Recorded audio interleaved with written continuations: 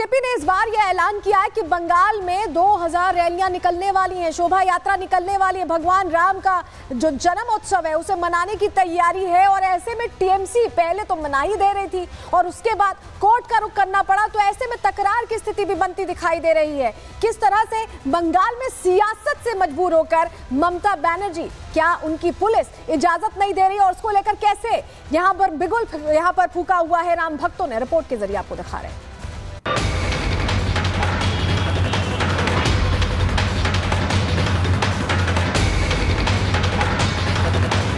रामनवमी की जोरदार तैयारी, बंगाल में सियासत भारी। बंगाल में रामनवमी पर पाबंदी, ईद पर रजामंदी। ममता बेचैन, क्या बंगाल में है राम भक्तों पर बैन?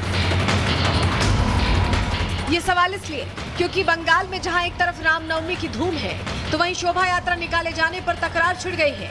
बीजेपी टीएमसी आमने सामने है और त्योहार के मौके पर सियासी रंग घोलने की कोशिश की जा रही है।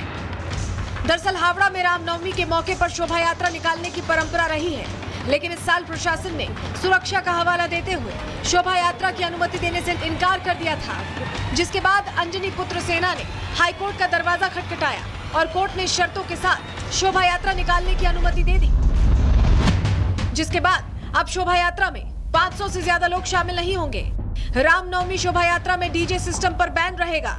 लाठी डंडा हथियार लेकर यात्रा पर रोक रहेगी। शोभा यात्रा में शामिल लोगों की लिस्ट देनी होगी।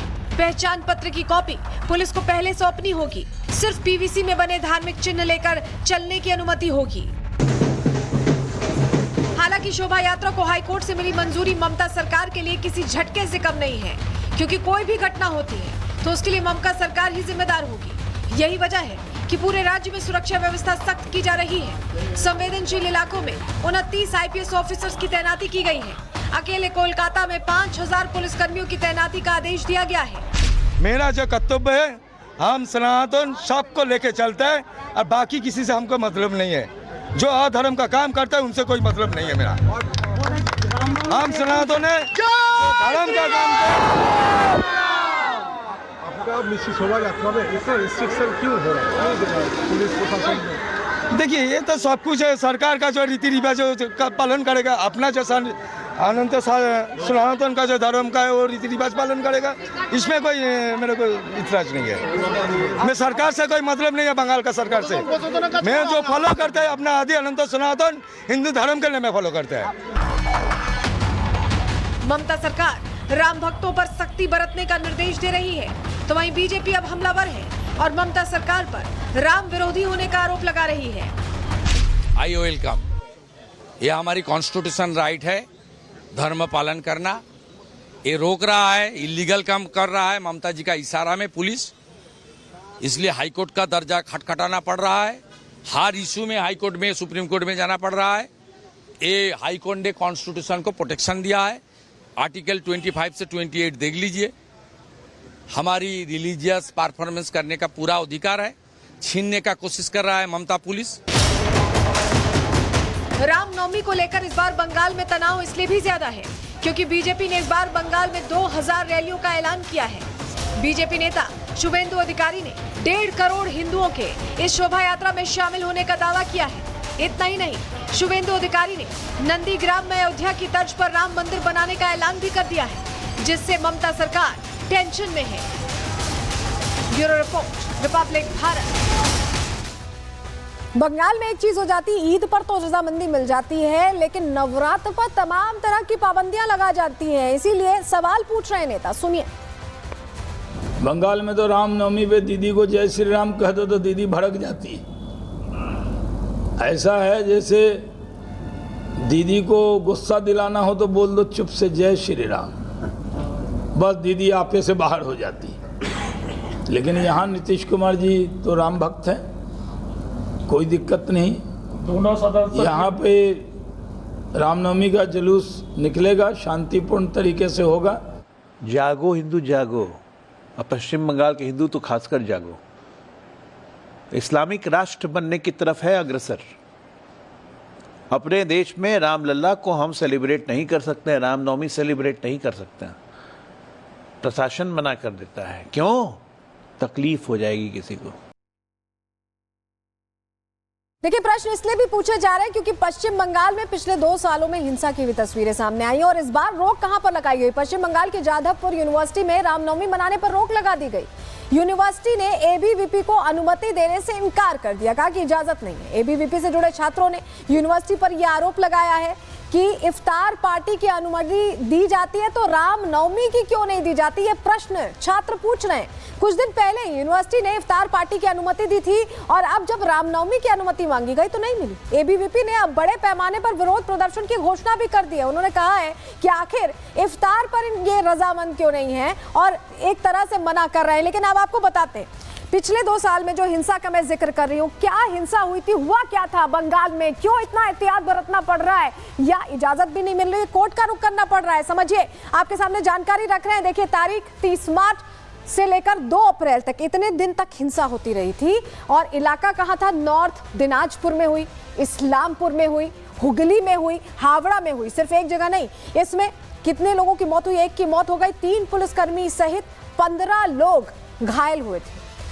वहीं 10 से ज्यादा गाड़ियों में आग लगाई गई थी, इतनी ज्यादा नुकसान पहुंचाया गया। तो ये सब कुछ शोभा यात्रा के दौरान हुआ था। शोभा यात्रा निकाली जा रही थी तब ये हिंसा हुई थी। 20 से ज्यादा दुकानों में तोड़फोड़ उस वक्त हुई थी। ये 2023 का हम पूरा आंकड़ा आपको बता रहे हैं। 162 लोगों के खिलाफ उस वक्त केस दर्ज किया गया था। अब अगली तारीख देख लीजिए, पिछले साल 17 अप्रैल 2024 को जगह मुर्शिदाबाद, तब भी शोभा यात्रा थी। शक्तिपुर में शोभा यात्रा के दौरान हिंसा की तस्वीर सामने आई थी। छत से पत्थर और बम फेंके जाने के आरोप लगे थे। सोचिए, पत्थर और बम, ऐसा लग रहा था कि तैयारी पहले से थी। हिंसा में 2 बच्चे और 18 लोग घायल हुए थे। ये पिछले साल की, और इससे पहले 13 अप्रैल को भी शिव भक्तों पर हमला किया गया था, उन पर अटैक किया गया था। तो ये पिछले साल की कहानी। और ऐसे में आज को लेकर जिस तरह से अभी इस साल की बात करें तो अभी पहले से ही मुस्तैदी बरती जा रही, इजाजत लेनी पड़ी है प्रशासन से। अब कैसी तस्वीरें रामनवमी पर सामने आती, इस पर हमारी नजर रहेगी। लेकिन जरा अब रांची की तस्वीर देख लीजिए। रांची में भी रामनवमी की धूम है।